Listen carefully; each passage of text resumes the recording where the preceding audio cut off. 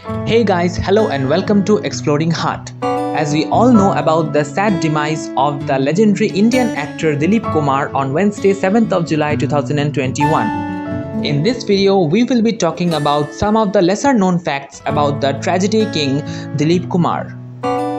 But before that, please don't forget to like, share and subscribe to Exploring Heart and click on the bell icon to never miss another update. So without any delay, let's get started. An era in Hindi cinema ended when Dilip Kumar breathed his last on Wednesday, 7th of July 2021. In an acting career that spanned more than half a century, starting with Jwar Bhata in 1944 and ending with Quela in 1998, Dilip Kumar for many represented the gold standard in film acting.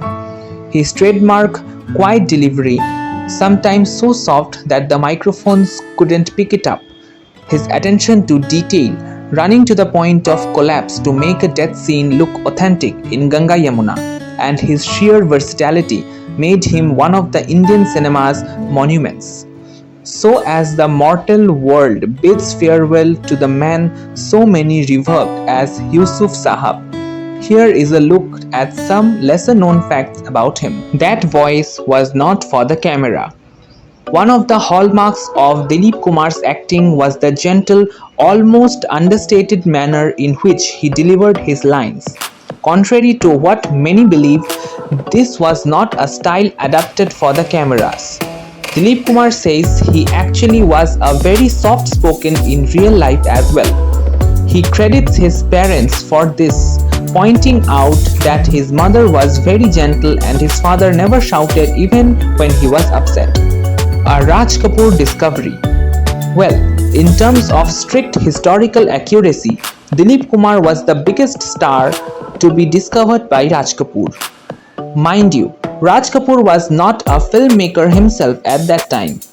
The two lived close to each other and went to the same college.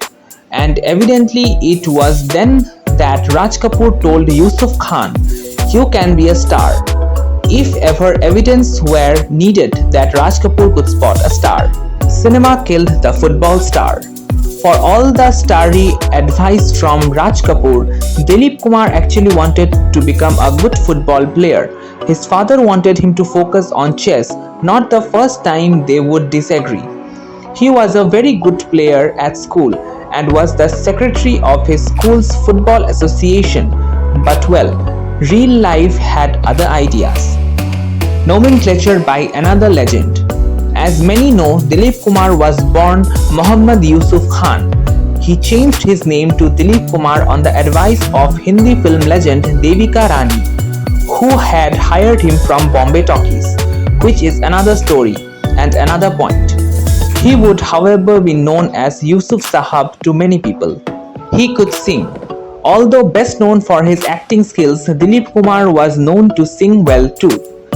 He, however, sang only once on screen in Musafir 1957, where he sang "Lagi nahi chote Rama kahe jai na jaye."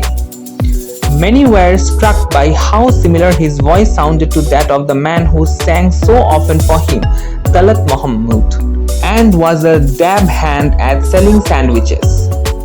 An argument with his father saw Dilip Kumar going away to Pune. He set up a sandwich stall there and did very good business too, saving up to a princely sum of rupees 5,000 before heading back home. Handy around the house. The legendary Thespian had a knack and penchant for fixing things around the house. From trying to repair a refrigerator rack with a clothes hanger to obsessively cleaning his shoe rack, Dilip Kumar was a busy person at home. He is also believed to have wreaked havoc at home once, pursuing cockroaches with a spray gun, according to his better half, Saira Banu. And yes, his legendary attention to detail extended to housekeeping. Bossing the Filmfare Awards.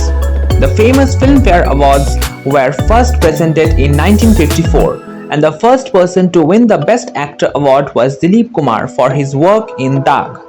He won the award 8 times, a record he shares with Shah Rukh Khan, and is the only one to win the award 3 years in a row from 1956 to 1958 for Azad, Devdas and Naya Daur. He was nominated in every decade in which he was actively acting. His last nomination came for Saudagar in 1992, the only Indian to win Pakistan's highest civilian award. An Indian winning Pakistan's highest civilian award, that too in the tension-torn times of the 1990s? Well, Dilip Kumar was awarded the Nishan-e-Imtiaz in 1998. The award itself kicked off a fierce controversy with a few political parties getting involved, but Dilip Kumar ultimately received it. He remains the only Indian with that honor. Master of Languages.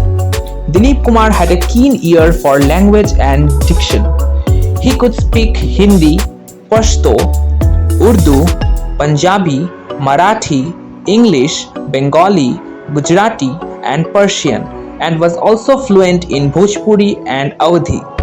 He actually acted in a Bengali film, Sagina Mahato, in 1970, and so fluent was his Bhojpuri in Ganga Yamuna that Amitabh Bachchan was amazed that a person who was not from Uttar Pradesh could speak it thus. Incidentally, it is rumored that Dilip Kumar repeatedly told playback legend Mohammad Rafi to bind his diction while singing for him. Evidently, Rafi's pronunciation was a touch too Punjabi for him. Dilip Kumar of Arabia? You never know. He never acted in Hollywood film, but Dilip Kumar had his chances. His most notable opportunity came when he was offered the role of Sharif Ali in David Lean's epic film Lawrence of Arabia. Dilip Kumar turned down the role, which went to Omar Sharif. In his autobiography, Dilip Kumar would say that Omar Sharif did a better job than he would have. Of course, that is open to debate. There was also some talk of his being cast opposite Elizabeth Taylor in a film called Taj Mahal, but not much was heard of it. Hollywood's loss was India's gain. The tragedy of the tragedy king. Dilip Kumar became legendary for his tragic roles in films, often playing roles which sometimes moved to audiences to tears. These performances earned him the title Tragedy King. However, this was a mixed blessing. In an interview, Dilip Kumar said that unlike other actors like Laurence Olivier who got tragic characters later in their careers, he got them when he was very young. And this affected him mentally. They say act like your mother has died. Doing this every year or in every film can have an impact on you, he would say in an interview. He called acting in tragic films almost like a punishment and even had to consult a psychiatrist for help, as it adversely affected him. Many believe that this is the reason he turned down Guru Dutt's Pyasa, as he had just finished Devdas, which had exhausted him emotionally and left him feeling depressed. I hope this video was informative for you all. If you liked the video, please don't forget to like, share and subscribe to Exploring Heart, because you deserve to know it all. See you in another video. Till then, take care.